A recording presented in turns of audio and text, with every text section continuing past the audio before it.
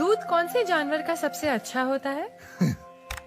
बेटी, दूध तो भैंस का ही सर्वोत्तम होता है। फिर तो आपको भैंसशाला चलानी चाहिए स्वामी जी। आप गौशाला चलाते हैं और दूध भैंस का सबसे अच्छा बता रहे हैं। वो इसलिए बेटी, क्योंकि आपने दूध के विषय में पूछा है और दूध भैंस का ही उत्तम होता है। तो फिर गाय का दूध स्वामी जी? बेटी, गाय का दूध दूध नहीं, अमृत होता है। और हमारे लिए गाय जानवर नहीं, हमारी माँ है। वो कैसे स्वामी जी? बेटी, हमारे शास्त्रों में स्पष्ट उल्लेख है, गावो विश्वस्व मातरः, गाय संपूर्ण विश्व की माता है।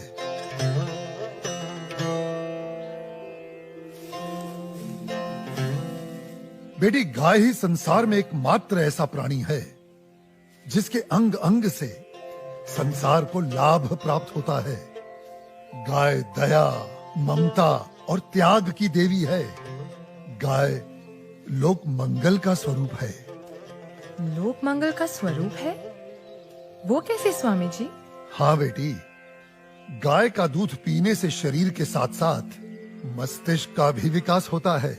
गाय के दूध में 8 प्रकार के प्रोटीन्स, 6 प्रकार के विटामिन्स, अनेकों प्रकार के एमिनो एसिड्स और न जाने कितने प्रकार के दुर्लभ तत्व प्राप्त होते हैं। It's a complete and wholesome food. ये मानव शरीर के प्रत्येक रोगों के लिए वरदान है। इसीलिए ये अमृत है। अब तुम गौमूत्र को ही ले लो। गौमूत्र बेटी अद्भुत औषधि है और हमारे आयुर्वेद में तो कई सारी जीवन रक्षक दवाएं गौमूत्र को केंद्रित करके ही बनाई जाती हैं। अच्छा। क्या आपको पता है, अमेरिका अपनी दवाइयां बनाने के लिए काऊ यूरिन इंडिया से ही इंपोर्ट करता है। रियली? अब आओ गोबर पर। काऊ डंग, जिसका अज्ञानी लोग बहुत मजाक उड़ाते हैं, वही गोबर ईंधन और खाद यानी कोल और मैन्योर का काम करता है। It's a natural fuel and fertiliser. आपको पता है बेटी, गांव के कच्चे घरों की दीवारों पर गोबर लेपने से उन पर सूर्य की सख्त और विषाक्त किरणों का असर ही नहीं होता। ओह। बेटी, हमारे शास्त्रों में कहा गया है कि गाय के खुरों से उड़ी धूल यानी गोधूली अपने मस्तक पर लगाना तमाम तीर्थों में स्नान करने के बराबर है। लेकिन स्वामी जी, आपने ये गौशाला खोलकर जो बूढ़ी और दूध ना देने वाली गायों को शेल्टर दिया है, अगर कोई कसाई इन्हीं गायों को काटकर उनका मांस अगर बाजार में बेचता है, उसे तो 30-40 हजार का लाभ हो सकता है।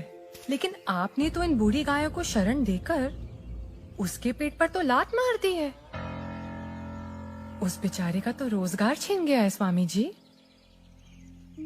हम कितने एहसान फरामोश हो गए हैं बेटी। चलो आज एक कैलकुलेशन करते हैं। एक गाय 20 से 25 साल जीती है। वो अपने जीवन काल में 15 साल हर रोज 15 से 20 लीटर दूध देती है। इसका मतलब एक साल में हुए तकरीबन 7,000 लीटर दूध और 15 साल में हुए 1,05,000 लीटर दूध। अब आप अंदाजा लगा लो, 1 लीटर दूध कितने का बिकता है और 1,05,000 लीटर दूध कितने का बिकेगा। अब तुम वैसे ही गोबर और गौमूत्र का भी गणित जोड़ लो।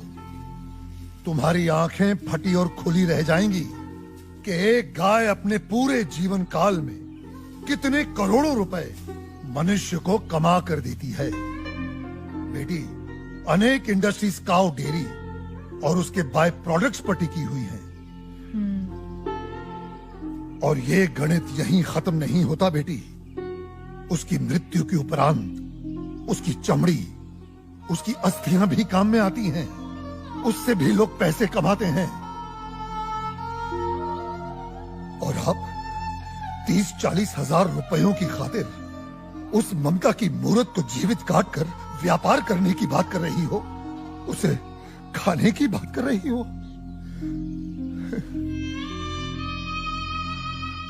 और कितना त्याग, कितना उपकार चाहिए एक प्राणी से। जिस मां ने अपने जीवन काल में हमें इतना धन दिया हो, हमारी सेवा की हो, उसके वृद्ध हो जाने पर, उसके बीमार हो जाने पर हम उसका त्याग कर दें, उसे अबैंडन कर दें। धिक्कार है ऐसी सोच को। बेटी अपनी मां के वृद्ध हो जाने पर उसे बेचा नहीं जाता, उसे काटा नहीं जाता, उसकी सेवा की जाती है। मैं आपकी बात से सहमत हूँ स्वामी जी, लेकिन आपका पॉइंट ऑफ व्यू प्रेजुडिस भी तो हो सकता है, क्योंकि आप एक हिंदू हैं। ओ मैडम जी, आप बिल्कुल गलत बोल रही हैं। मैं एक मुसलमान हूँ और मेरा नाम इस्लाम मुन्ना शेख है और मैं इस आश्रम का ग्वाला हूँ। और हमारे कुरान पाक में कहीं भी गाय के गोश्त को खाना नहीं लिखा है। हम हिंदुस्तान में रहते हैं। अगर गाय हिंदुओं की माँ है तो गाय हमारी भी माँ है। तो इसका मतलब आप भी गौ हत्या के खिलाफ हैं? 100%।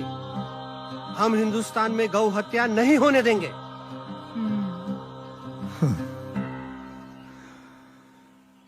बेटी,